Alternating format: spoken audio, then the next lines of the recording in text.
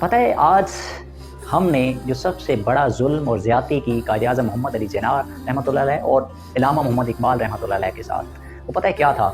ہم نے آج کی خاص طور پہ نوجوان نسل کی بات کی جائے تو ہم نے کیا کیا، ان کے جو وہ افکار اور تصورات تھے نا، جن کی بنیادوں پہ یہ ریاست، یہ خطہ حصہ ہم نے حاصل کیا، بزرگوں نے، ماؤں بہنوں نے اپنی عزتوں، اپنی جانوں کی قربانی دے کے یہ خطہ حاصل کر کے ہمارے سپرد کیا۔ ہم نے کیا ظلم کیا ان کے ساتھ کہ ہم نے ان کے افکار اور تصورات کو اٹھا کے جو ہے نا وہ ردی کی ٹوکری میں پھینک دیا۔ ہمیں اندازہ ہی نہیں ہے کہ وہ کیسی ریاست کا تصور چاہتے تھے، وہ ان کے افکار، ان کی سوچ کیا تھی، کس نظریے کی بنیاد پہ یہ ریاست وجود میں آئی۔ آج ہم اپنی ذات تک محدود ہو گئے،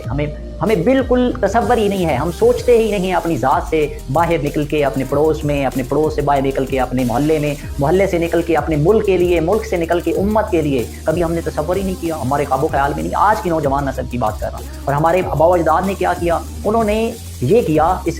ان سب کے ساتھ ظلم یہ کیا کہ انہوں نے وہ جو ریاست کی کشتی تھی نا، اس کے جو پھٹے ہوتے ہیں وہ ایسے کیے کہ اپنے اپنے مفادات کی خاطر وہ پھٹے اکھاڑ کے اس کشتی کے اندر جو ہے سوراخ کر دیا۔ وہ آج بہت بھمر پہ پھنسی ہوئی ہے۔ آپ کو اندازہ ہے پوری دنیا میں ہم ذلیل و خوار ہیں، بددیانتی ہمارے چہرے کا تمغہ ہے، بے ایمان قوم کے طور پہ ہم پوری دنیا میں پہچانے جاتے ہیں۔ وہ بے ایمان کوئی صرف وہ اوپر جو بیٹھے اقتدار پہ لوگ تو نہیں تھے، اس میں فرد واحد ہر شخص اپنا کردار ادا کر رہا ہے، اپنے کام جہاں کوئی بھی کسی طرح کا بھی کام سر انجام دے رہا ہے، وہ ہر شخص اس چیز سے ناآشنا ہے کہ قائد اعظم محمد علی جناح اور علامہ اقبال کے تصورات یا ان کے خواب کیا تھے، وہ کیسی ریاست چاہتے تھے، یا ہمیں انہوں نے کیا فرائض یا ذمہ داری دی۔ آج ہم یہاں جی رہے ہیں زندگی کو آسائش کے ساتھ، سہولت کے ساتھ۔ کوئی جا کے پوچھے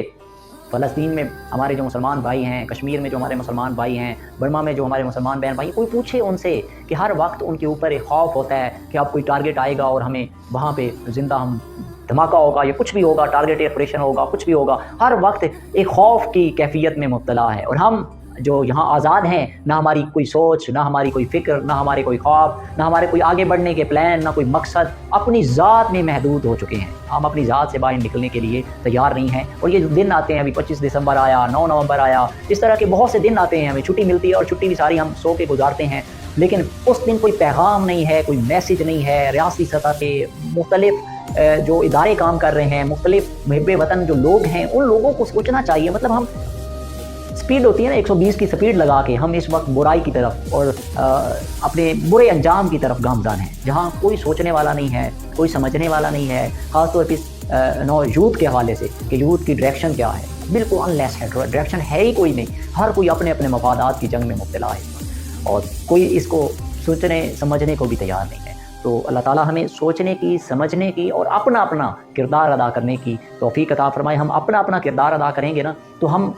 اپنے آپ سے، یعنی ہمارا جو ایک چھوٹا سا یہ جسم ہے، یہ جو ہمارا ایک تخت ہے جسم کی صورت میں، کاش ہم اس کے اوپر اپنے آپ کو اپنے آپ کو اپنا لیں، اس زندگی کو جو اللہ اور اس کا رسول چاہتا تھا، جو علامہ اقبال کے افکار تھے شاعری کی صورت میں، تصورات تھے، جو جس کے لیے قائد اعظم محمد علی جناح نے اسٹرگل کر کے یہ ایک حصہ حاصل کیا اور ایک نظریہ تھا جس کی بنیاد پہ یہ ریاست وجود میں آئی۔ اللہ تعالیٰ ہمیں اپنا کنٹریبیوشن عطا کرنے کی توفیق عطا فرمائے، ہمیں ان کے افکار اور تصورات اور نظریات کے ساتھ جڑنے کی، سمجھنے کی توفیق عطا فرمائے